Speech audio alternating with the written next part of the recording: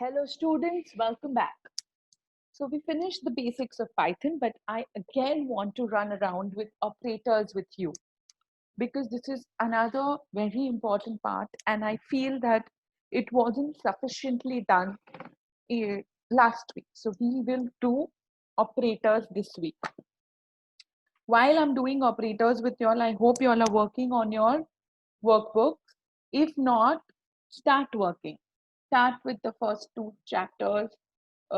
It's very easy. They have given you all some commands to be done in the interpreter mode, or and you just have to write down what output you get. And sometimes they give you a column where you also have to reflect upon an insight or think a little and write why you think that output came. Okay. Now moving on, operators are basically the symbols that are used to perform operations or operands.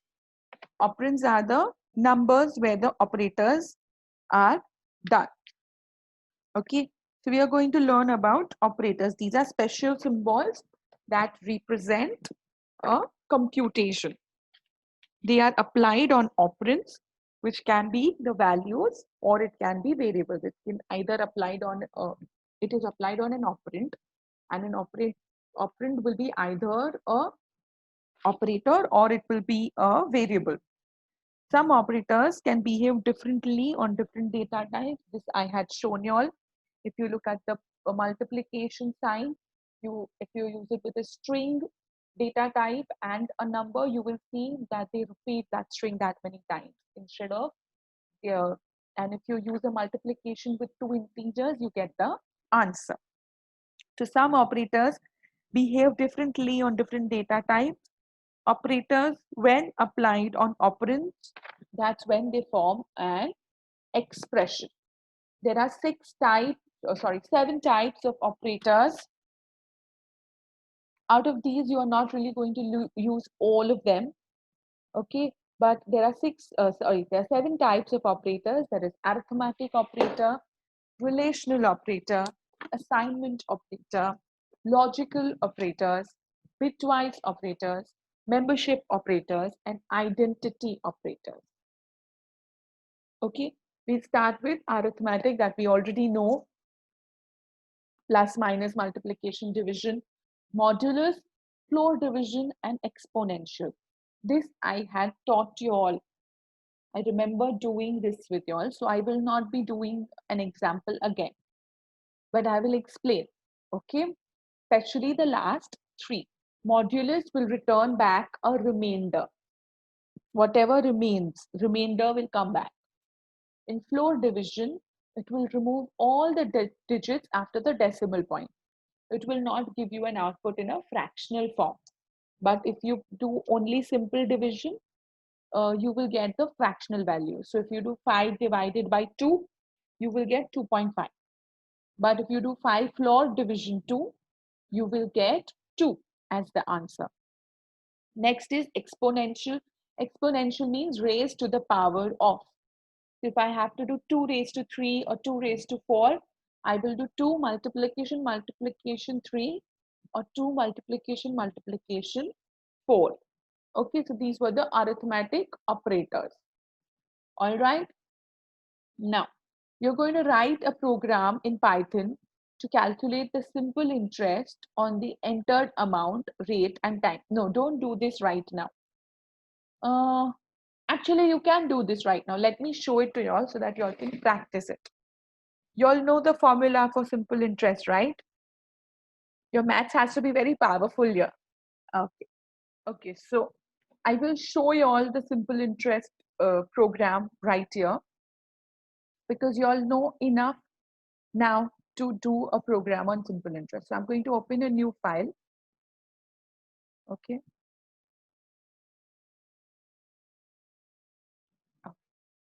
So we always start with a comment.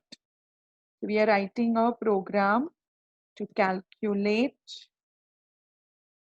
simple interest. Now, what all will we need in the simple interest? We will need the principal amount. So I'm just saying P for now, okay? So I'll say P equals to, I'm assigning value to it, and I'm going to assign value to it by taking it from my user. So I will use the input function. In input function, I'm again going to use my integer function, because whatever input my user will be giving me, I want to convert it into integer data type, because I'm going to perform calculations on it. Okay, so I'm going to tell the user, please enter principal amount, colon space. So my user will have to enter some amount only, and only after they press enter will it go to the next line. Next, I'm saying R. Again, I will use my input because I want the input from the user. Again, I will use integer because I want the value to be in the integer form when I'm taking input from the user. I'm saying, please enter the rate of interest. Correct? Finally, what else we need from the user? Time. Again,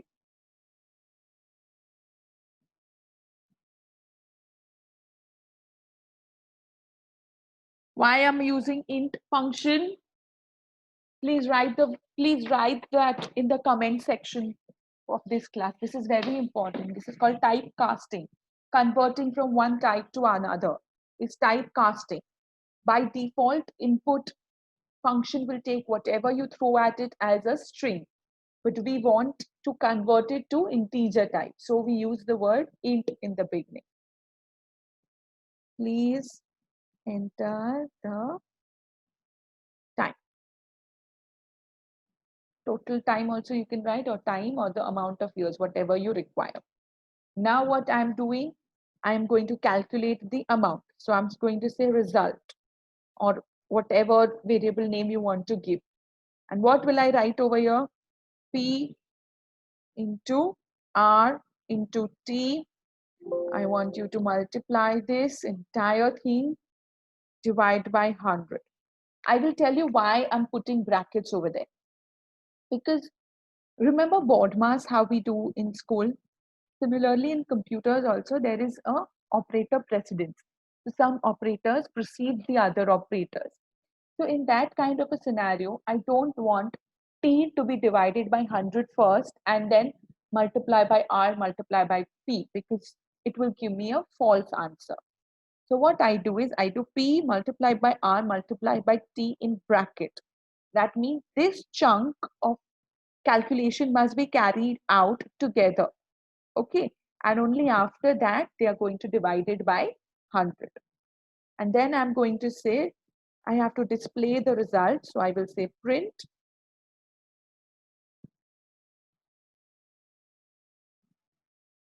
the simple interest would be, and then I'm just going to type the result. Yes, you think this will work? Of course, you think it will work. Let's see, but okay, so before I run, I have to save the program. Please remember, if you don't save the program in Python, it doesn't work. I think I have your practice file.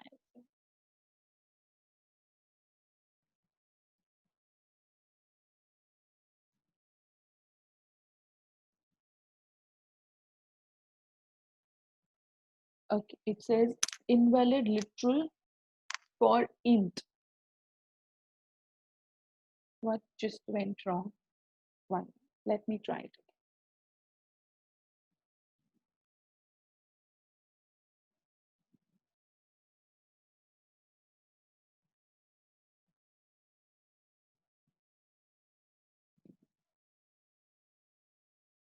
Yes, you don't write integer here. Okay, I'm sorry about this. Integer has to be written over here. Okay.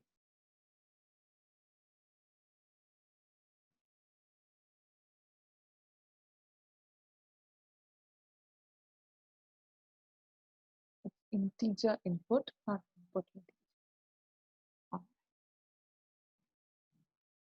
Think logically also. Basically, input is the function I'm using.